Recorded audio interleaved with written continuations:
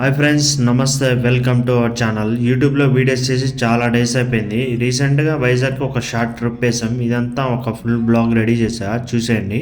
వైజాగ్లో ఉండే వాళ్ళకి ఈ హనుమాన్ స్టాచ్యూ బాగా తెలిసి ఉంటుంది. ఈ ఏరియా అంతా వచ్చేసి హనుమంతు వాక అని పిలుస్తారు. ఇక్కడే మేము నియర్ బై ఒక హోటల్ బుక్ చేసుకున్నాం. హనుమాన్ విగ్రహం ఎదురుగా మనకి కైలాసగిరి పర్వతంగానే ఉంది. పైన మనకి మహాశివ పార్వతుల విగ్రహం ఉంటుంది. చాలా బ్యూటిఫుల్ గా ఉంటుంది. మనం కింద నుంచి వెళ్ళడానికి మనకి రోప్ గానే ఉంది. ఇదంతా వచ్చేసి వెస్ట్ సైడ్ కైలాసగిరి పర్వతం వ్యూ పాయింట్. ఇది ఇక్కడ చూడండి, హౌసెస్ అన్ని కొండ మీద బలగట్టారు. విశాఖపట్నం నుంచి మనకి 18 కిలోమీటర్స్ దూరంలో సింహాచలం ఉంటుంది. హోమ్ టౌన్ నుంచి 5 కిలోమీటర్స్ దూరం ఉంటుంది.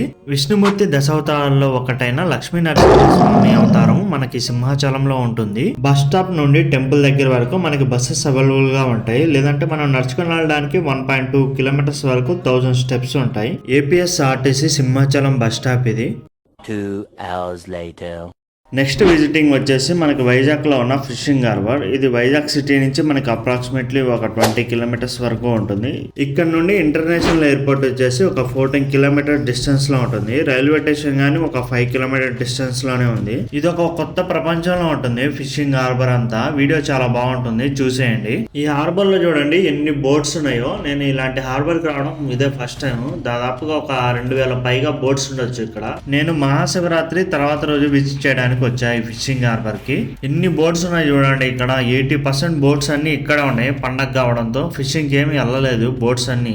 ఈ హార్బర్ కి బ్యాక్ సైడ్ ఒక కంటైనర్ హబ్ గానే ఉంది. ఈ బోట్స్ అన్నిటికీ చూడండి మన ఇండియన్ ఫ్లాగ్ లు ప్రతి ఒక్కదానికి ఉంది. సముద్రంలో బోట్ వచ్చేసి బోర్డర్స్ క్రాస్ చేసినప్పుడు ఈ ఇండియన్ ఫ్లాగ్ ద్వారా వాళ్ళు ఏ కంట్రీ నుంచి వచ్చారో వాళ్ళు గుర్తుపట్టడానికి ఈజీగా ఈ ఫ్లాగ్స్ కడతారు. ఇలాంటి చిన్న బోట్స్ లో వేటకి వెళ్తే వాళ్ళు 10 నుంచి 20 డేస్ వరకు సముద్రంలోనే ఉంటారు. అదే కొద్దిగా పెద్ద బోట్స్ అనుకో 20 నుంచి 30 డేస్ వరకు వాళ్ళు అక్కడే ఉండాలి. క్రూ మెంబర్స్ వచ్చేసి ఒక 10 నుంచి 15 వరకు ఉంటారు. వీళ్ళందరూ ఫుడ్, స్నానం అన్ని ఇంకా సముద్రంలోనే. వీళ్ళు ఇలాంటి చిన్న తెప్పలు వచ్చేసి 2 lakhs వరకు ఉంటాయంట వాటి ప్రైజ్. కొద్దిగా పెద్ద తెప్పలు వచ్చేసి 20 to 15 lakhs వరకు ఉంటాయంట. ఈ చిన్న చిన్న బోట్స్ కి వచ్చేసి 500 నుంచి 600 లీటర్స్ వరకు వీళ్ళు క్యారీ చేస్తారు వేటకెళ్ళేటప్పుడు. ఇంకొద్దిగా పెద్ద బోట్స్ వచ్చేసి 1000 నుంచి 2000 లీటర్స్, ఇంకొద్దిగా పెద్ద బోట్స్ వచ్చేసి 6000 నుంచి 7000 టన్స్ వరకు తీసుకెళ్తారంట. కొన్ని పెద్ద పెద్ద బోట్స్ కి వచ్చేసి 5 lakhs వరకు డీజిల్ పడుతుందంట వీళ్ళకి. పెద్ద బోట్స్ కి వచ్చేసి ఒక 3 lakhs వరకు ఆయిల్, అలాగే మళ్ళీ ఐస్ ఒక 30,000, ఇంకా రేషన్ ఒక 20,000, ఇంకా టోటల్ గా మొత్తం వచ్చేసి ఒక 5 lakhs వరకు అవుతుంది వీళ్ళు వేటకెళ్ళాలంటే ఒకసారి.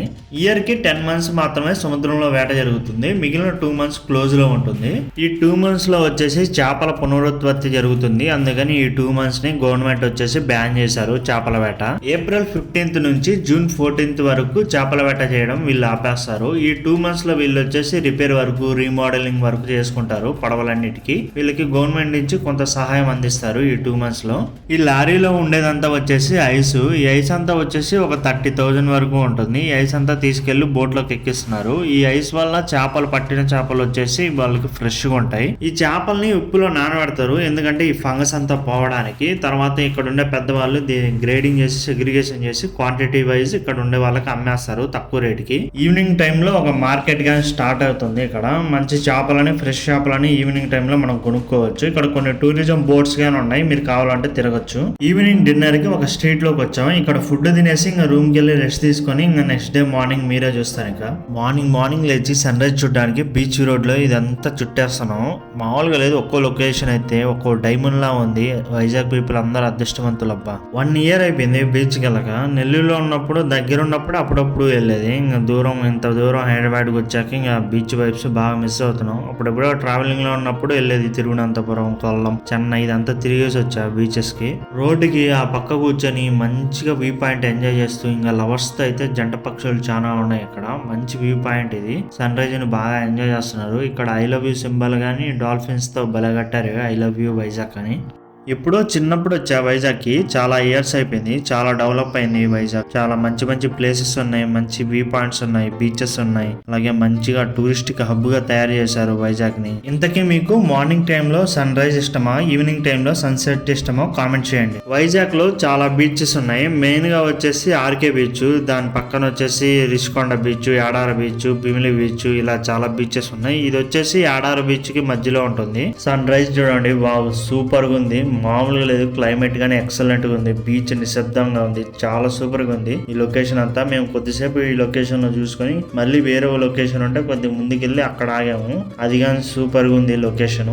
లైఫ్ ఎలా ఉందంటే హైదరాబాద్ లో డైలీ ఒక మెకానికల్ జీవితంలా ఉంటుంది. దానికి బాగా అలవాటు పడిపోయాం. అప్పుడప్పుడు మనం బ్రేక్ తీసుకొని ఇలాంటి ట్రిప్స్ వేయాలి. కొద్దిగా మైండ్ ఫ్రెష్ గా ఉంటుంది, బాడీ రిలాక్స్ అవుతుంది. అందుకే నాకు బీచెస్ అన్న ఫారెస్ట్ అన్న ఇష్టం. అప్పుడప్పుడు వెళ్తుంటా. వైజాగ్ కి విశాఖపట్నం అనే అద్భుతమైన పేరు ఎలా వచ్చిందంటే ఆంధ్ర వంశానికి చెందిన ఒక రాజు నుండి ఈ పేరు వచ్చింది.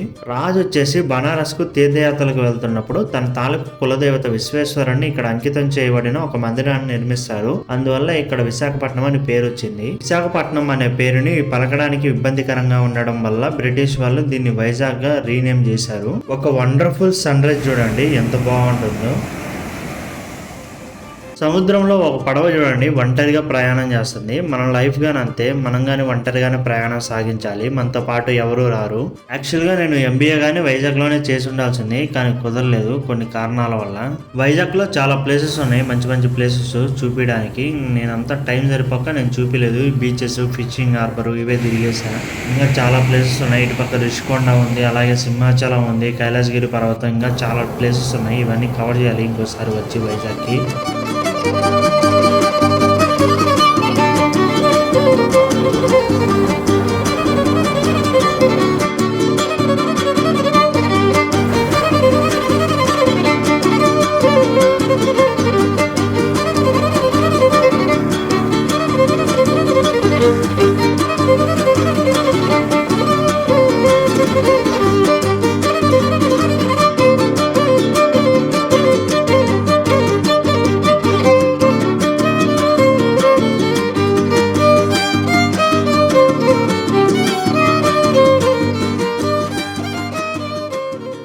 ఇక్కడ ఒక రిసార్ట్ ఉంది. ఇక్కడ సన్ రైజ్ అయితే ఫుల్ ఎంజాయ్ చేసాం 7:30 వరకు. డబ్బులు ఉంటే ఇలాంటి ఒక రిసార్ట్ కొనుక్కొని సెటిల్ అయిపోవాలనిపించింది బీచ్ దగ్గర. అంత బాగుంది వ్యూ ఇక్కడ నుంచి. ఈ తాటి చెట్ల దగ్గర చాలా బాగుంది బీచ్ వ్యూ కానీ సూపర్ గా ఉంది. ఇక్కడైతే ఒక 1-2 అవర్స్ రెస్ట్ తీసుకొని ఇంకా బీచ్ లోకి దూకేసి ఎంజాయ్ చేసాం. ఈ రాళ్ళ దగ్గర ఫొటోస్, వీడియోస్, పైన కెరటాలు వచ్చేలాగా చాలా వీడియోస్ తీసాం. కెరటాలు వచ్చే స్లో మోషన్ షార్ట్స్ గానీ తీసాం. చూడండి చుట్టుపక్కల ఒక్క మనిషి గాని లేదు, ఒక్క పురుగు గాని లేదు. ఎంత నిర్మానుషంగా ఉందో. ఈ టెంకాయ చెట్ల మధ్యలో నుంచి చూడండి ఎంత బాగుందో బీచ్ వ్యూ. ఇక్కడ కూర్చోడానికి సీటింగ్ గానీ ఉన్నాయి. ఒక 20 మెంబర్స్ వరకు కూర్చోవచ్చు. చుట్టూరు వచ్చేసి టెంకాయ చెట్లు, తాటి చెట్లు, చాలా చల్లగా ఉంది. చాలా స్పేసియస్ గా ఉంది. ఇక్కడ చాలా బాగుంది ఈ ప్లేస్ వచ్చేసి. ఇక్కడ మీరు మీ ఫ్రెండ్స్ తో ఫ్యామిలీతో చక్కగా గడపచ్చు. ఎంత చక్కగా బలం ఉంది ఇక్కడ. మీరు నేచర్ ఎంజాయ్ చేసే వాళ్ళైతే ఇంకా మస్తు ఎంజాయ్ చేస్తారు ఇక్కడ.